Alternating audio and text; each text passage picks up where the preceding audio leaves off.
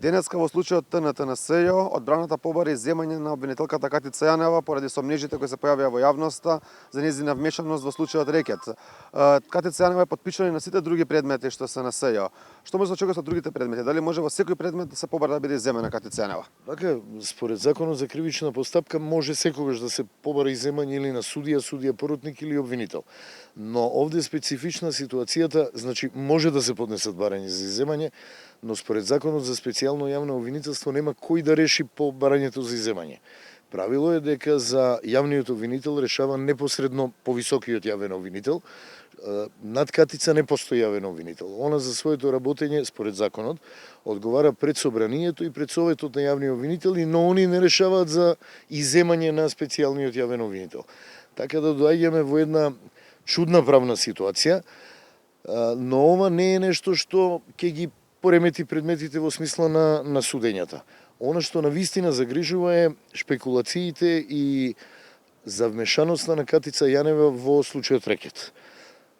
Законот е јасен дека ако постои определено кривично дело на јавен обвинител, судија или друг учесник во постапката, тоа може да влие на самиот предмет, но не значи априори дека и овде ќе влие. Јас многу пати кажав дека ако се утврди дека Катица Јанева сторила кривично дело, но од таков тип, како што е Рекет, не знам, изнуда, примање на подкуп, а доказите во предметот против обвинетиот се валидни, не се фалсификувани и сфабрикувани, тоа нема да влие на водење на самиот предмет во смисла затоа што вистините се доказите. За кривичното дело кое го сторил обвинетиот ќе одговара според доказите. Нормално би требало постапката да ја води некој друг јавен обвинител а за постапките на јавниот обвинител, зборувам според шпекулациите, ако е навистина вмешана, ќе одговара за кривичното дело кое евентуално го сторила. Така да е тука ситуацијата јасна. Она што загрижува е спороста на основното јавно обвинителство за гонење на организиран криминал и корупција, каде што премногу долго трае постапката. Ние многу пати луѓето од мојата фела, дури и странците, и председателот на државата апелираше за по-брзо, по-целосно расчистување на овој предмет, но очигледно не оди така. Во обвинителството за гонење организиран криминал и корупција веќе беа повикани двајца обвинители од СЈО, утре се очекува уште еден да биде викнат. Но најповиканата во овој случај, кој се слушава разговорите како му гарантира на Орце Камчев дека е слободен, дека Лилја Стефанова била под нејзина контрола, Катица Јанева се уште не е повикана. Зошто е тоа така? Што мислите вие? Не знам, јас не можам да коментирам она што и каква тактика и какво размислување, каква логика има организиран криминал, обвинителството. Можам да кажам дека е многу чудно и дека до сегашното искуство покажуваше при ваква вмешаност, дури и притвор ќе се определеше. Обвинителството ќе одеше за предлог за определување на мерка притвор. Зошто Катица не е повикана, тоа обвинителството го знае, зошто трае веќе со недели, исто обвинителството го знае, но факт е дека овој случај мора да се расчисти, но да се расчисти и однесувањето и одговорноста на обвинителството кој го води овој предмет. Немањето на одговорност, неповикувањето на луѓето кои го доведе од правосудството до ова дереже е тоа што загрижува и тоа мора да престане. Значи секој мора да одговара за своите постапки.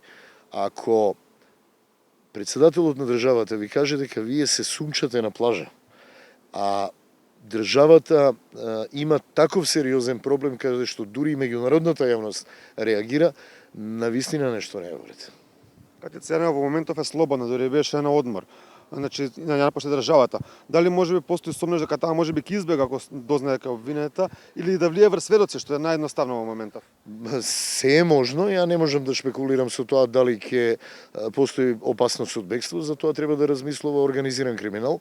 Дали постои можност да влие на сведоци, секогаш постои, но прво треба да се утврди дали е навистина вмешана и колку е вмешана, а тоа е само низ брзо постапување и целосно постапување. Нормално и истата треба да биде повикана пред обвинителството. Што ќе се случува понатаму ќе видиме, но е предмет кој што задира во темелите на правосудниот систем, дури и државниот систем. Ви имате ситуација во која специјалниот јавен обвинител имаше таква огромна доверба да буквално не одговараше пред никого, односно не постоеше некој што е над специјалниот јавен обвинител за да може, еве, дури и за иземањето да реши.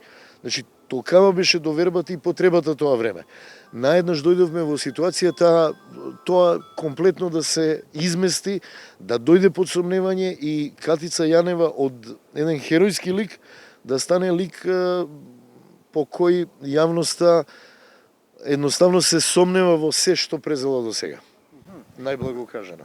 Денеска одбраната на ТНТ покрај тоа што побара иземање, побара и да се сопреда судската постапка додека не се одлучи за иземањето на Катица Јанева.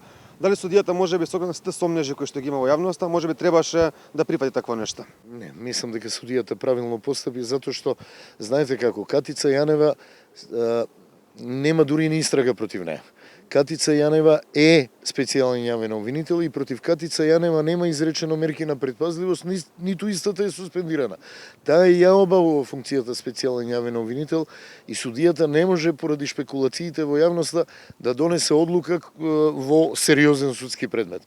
Може да донесе само врз основа на докази кои ги нема во мигов. Така да мислам дека судијата постапи многу правилно.